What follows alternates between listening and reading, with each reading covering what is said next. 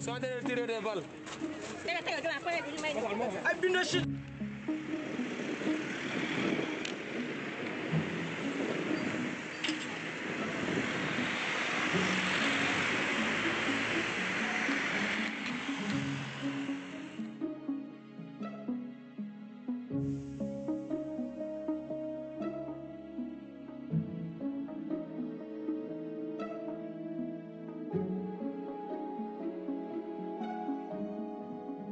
Porte-parole du mouvement Gëm Sa Bopp. Qu'est-ce qui motive cette manifestation-là? En fait, la jeunesse de l'opposition avait déposé une demande de manifestation, une déclaration, et ce que le préfet a refusé. Et conformément à la Constitution, ils sont en droit de manifester. Les étudiants sont en fait sortis pour soutenir cette jeunesse du C25, mais aussi les candidats admis comme recalés. Et au nom du mouvement Gëm Sa Bopp et du président Bougane Gueye Dany, je suis venu personnellement apporter mon soutien à ces étudiants. Par contre, ce que nous constatons et qui est regrettable, c'est que ces mêmes leaders de l'opposition ont préféré rester chez eux et ne pas descendre sur le terrain pour manifestement soutenir les étudiants. Mais cette manifestation a été interdite par le préfet de Dakar et certains parmi vous se disent fiers à cette décision. Pourquoi vous prenez... Nous ne pouvons pas nous fier à cette décision car c'est la Constitution en tant que telle, charte fondamentale, qui nous autorise à manifester.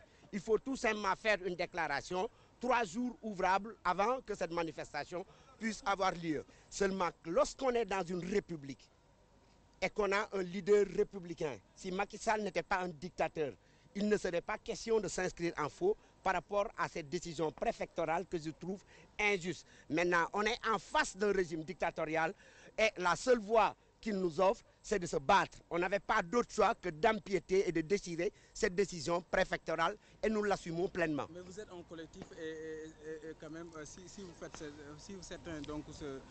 vous êtes sur le terrain et que d'autres, par exemple, préfèrent rester chez eux, est-ce que ça ne signifie pas que vous êtes en désordre? Nous ne sommes pas en désordre. Comment puissiez-vous comprendre que des jeunes qui ont entre 18 ans et 25 ans, qui peuvent être nos fils, qui peuvent être nos neveux et nos nièces, se battre alors que nous, adultes, on préfère rester à la maison sous un climatiseur? C'est pas normal. En tout cas, nous, au niveau de Gëm Sa Bopp, nous dénonçons cette attitude et je ne suis pas là pour ma personne, mais pour représenter le président Bougane Gueye Dany et l'ensemble du mouvement Gëm Sa Bopp. Selon vous, pourquoi cet malentendu entre vous? Écoutez, je ne crois pas qu'il y ait malentendu. D'autres ont choisi de se battre autrement. Nous avons choisi de descendre sur le terrain et de soutenir nos enfants et nos neveux.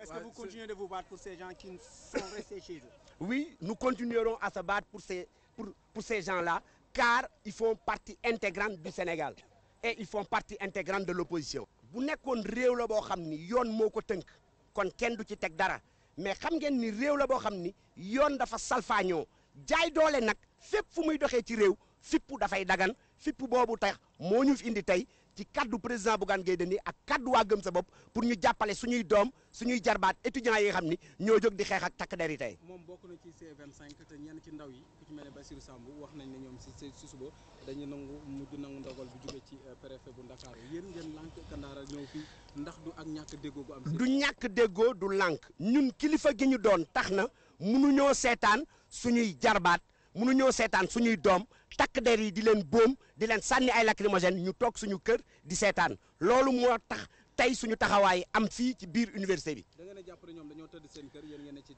terrain bi di xeex.